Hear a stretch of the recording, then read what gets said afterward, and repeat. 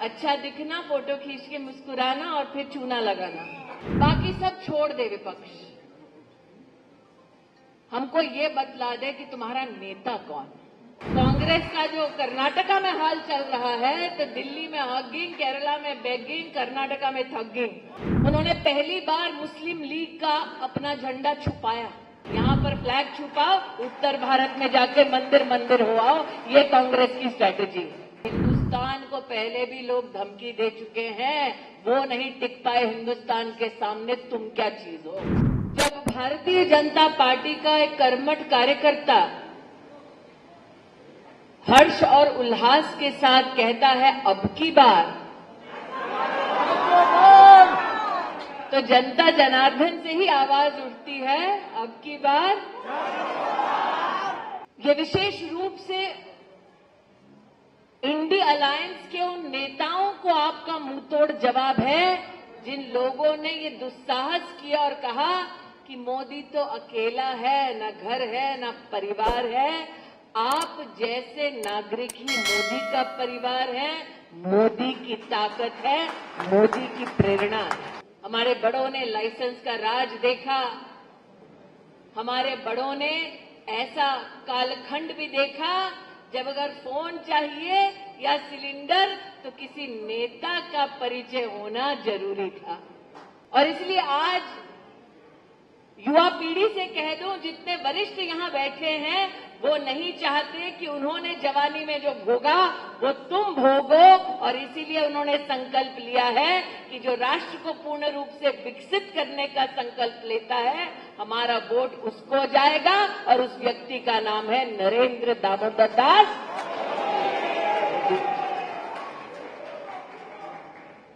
हम मान कर बैठे थे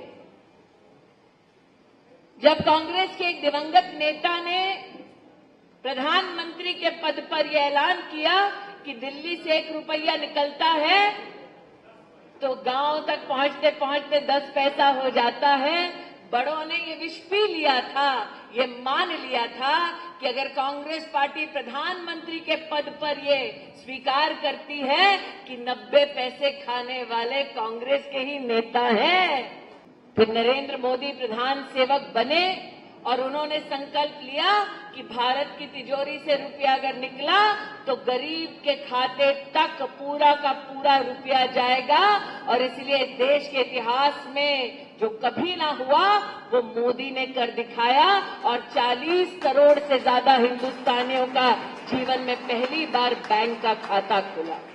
और मेरा सभी महिलाओं से विशेष आग्रह है, अगर हम चाहते हैं कि महिलाओं को कोई राजनीति में गंभीरता से ले तो गंभीर राजनीतिक मुद्दों पर अपना ध्यान आकर्षित रखें। सास बहू का सीरियल जिंदगी की असलियत से कोसों दूर है। जो जिंदगी की असलियत को समझे और गंभीर रूप में राजनीतिक कार्यक्रम में भाग ले, उसी महिला का सामाजिक और राजनीतिक जीवन आगे चलकर सफल है। फोटो खींच खींच के मुस्कुरा मुस्कुरा के गांधी खानदान ने ऐसे ही लूटा है देश को। अच्छा दिखना, फोटो खींच के मुस्कुराना और फिर चूना लगाना। इस बार कांग्रेस पार्टी के नामांकन में एक अलग छवि दिखी। उन्होंने पहली बार मुस्लिम लीग का अपना झंडा छुपाया।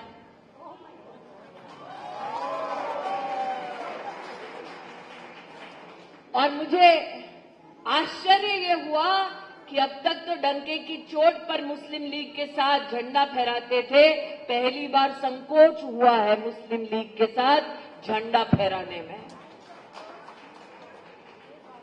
फिर मैंने सोचा ऐसा क्यों किया होगा। फिर ध्यान आया उत्तर भारत में चुनाव बाकी है, यहां पर फ्लैग छुपाओ, उत्तर भारत में जाके मंदिर मंदिर हो आओ, ये कांग्रेस की स्ट्रैटेजी है। क्या आप सोच सकते हैं कि वायनाड में कांग्रेस का प्रत्याशी बैंड आतंकवादी संगठन के नेताओं के समर्थन से चुनाव लड़ रहा है? और ये बहुत गंभीर बात है।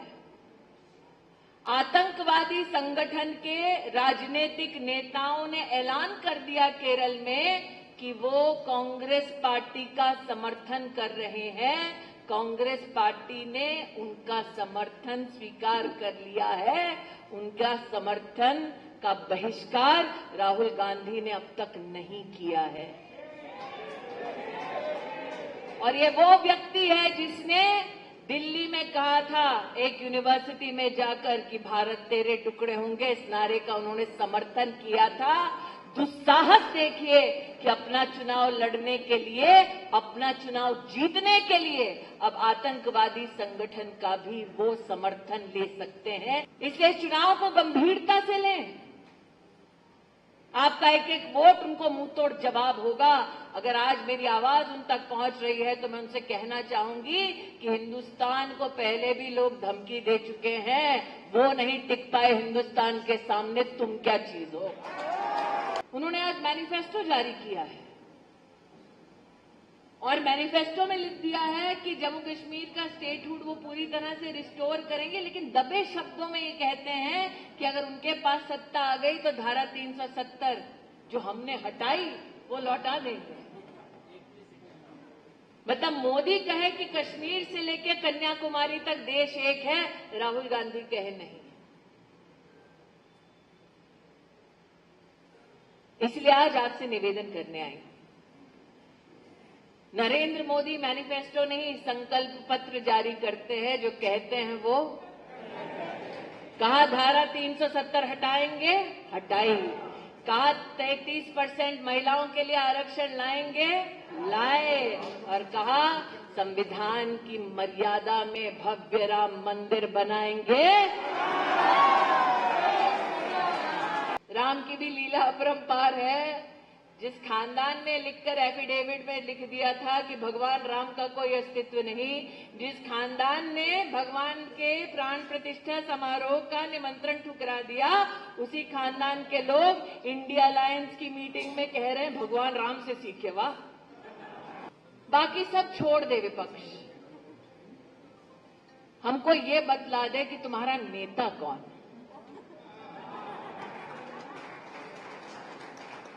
हमको ये बतला दे तुम्हारी नीति क्या, नियत क्या है, ये दुनिया जानती है।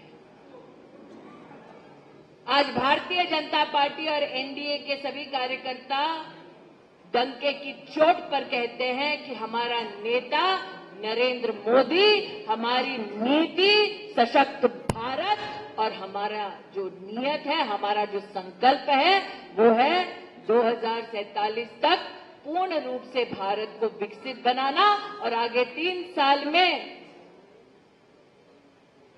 भारत को तीसरी बड़ी सबसे इकोनॉमी बनाना। और आज जो कांग्रेस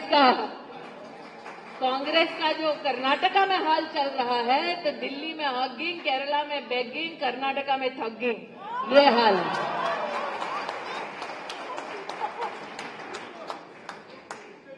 इसीलिए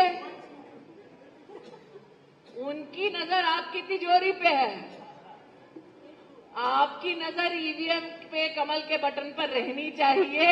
मैं यही निवेदन आपके मध्य में लेकर आई हूं।